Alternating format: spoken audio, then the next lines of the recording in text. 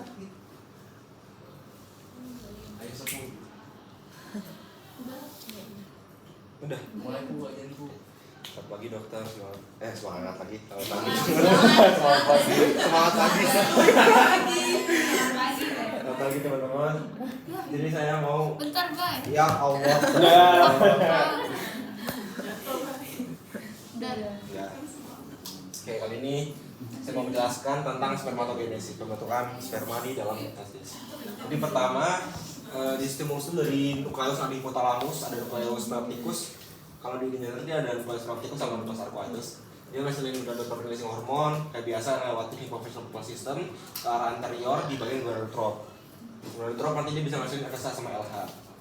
Nah, untuk LH dia bisa menempel ke sebuah reseptor di sini yang nanti akan mengaktifkan gen-gen DNA di dalam inti sel, bisa transkripsi, translasi, menghasilkan sebuah enzim. Enzim ini nanti akan mengubah kolesterol dari pregnenolon, habis itu nanti dibagi jadi dua ini. Kemudian yang kedua hidropregnenolon diubah jadi HEH dan kedua hidroprogesteron. Di HEH nanti jadi androstenediol, jadi androstenedion. Kemudian duanya baru jadi testosteron.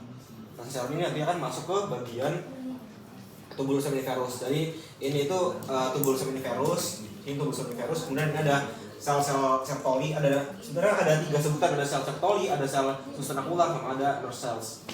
Cuma biasanya kan orang nyebutnya sel Sertoli. Nah, kemudian oke, langsung yang ke arah ini nih, ke arah di dalam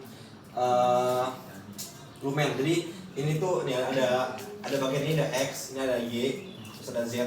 Kalau X ini disebut dengan kompartmen basal, terus Y-nya ini kompartmen abdominal, terus Z-nya dari pembentukan dari yang primary spermatosit sampai ke bawah itu di bagian lumen. Tuh. Nah, untuk antar dari sel-sel Sertoli itu dihubungkan dengan tight junction, jadi kayak pengikat gitu. Pengikatnya itu disebut dengan blood testis barrier. Nah, maksudnya kenapa dinamakan blood testis barrier? Karena ketika blood testis barrier. Blood atau blood? Blood testis barrier. Blood testis barrier. Ya, maaf. Terus ini dia dinamain ini karena ketika kondisinya masih belum pubertasnya itu sebenarnya dia ketutup karena kan ada ini ada imun, ada sel imun SLT gitu-gitu. Itu dia kan merespon segala sesuatu berupa antigen gitu, antigen yang ada di dalam tubuh. Nah, misalkan ada antigen di dalam lumen, ketika terdeteksi sama antibodinya sama sel imunnya, maka sel imun bisa nyerang ke dalam tuh, akhirnya bisa nyerang ke dalam testis gitu. Makanya ada yang blood testis barrier ini untuk pembatasnya gitu, untuk membatas. Nah, tapi ketika udah masa-masa pubertas baru ini bisa dibuka. Nah, dibukanya itu pertama dari yang awal, ini ada yang diploid, sebutannya kayak apa ya, stem cell lah, sel induknya sebetulnya spermatogenium.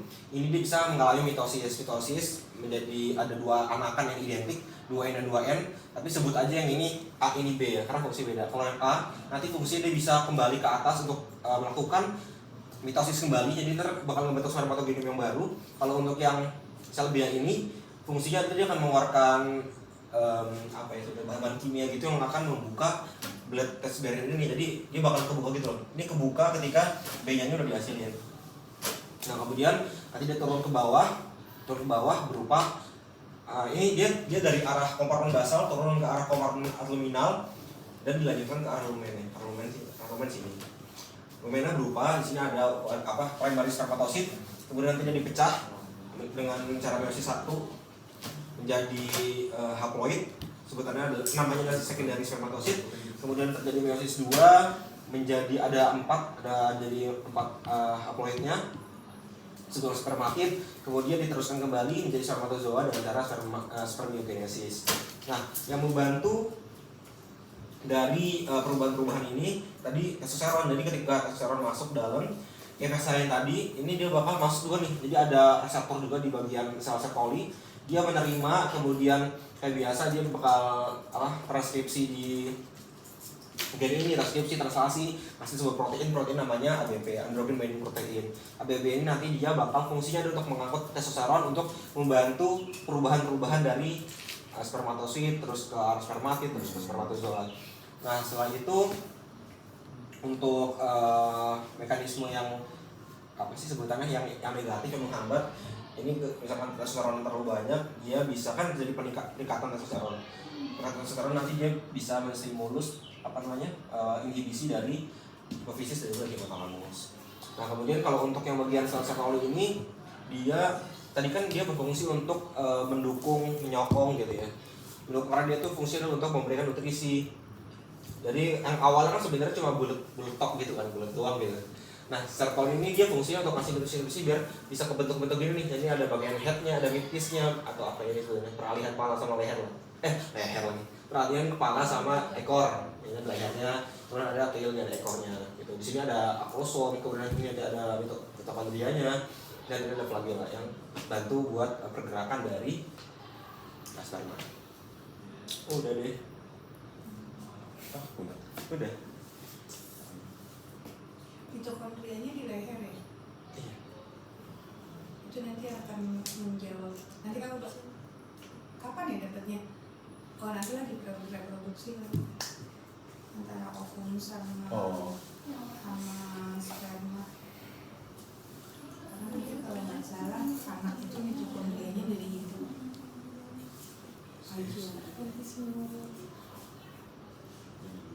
Jadi ibu yang bikin pintar.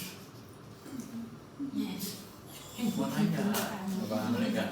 Boleh. Jadi tadi ABP itu dia binding proteinnya buat si testosteron di lumen S karena dia sifatnya hipofilik ya kan.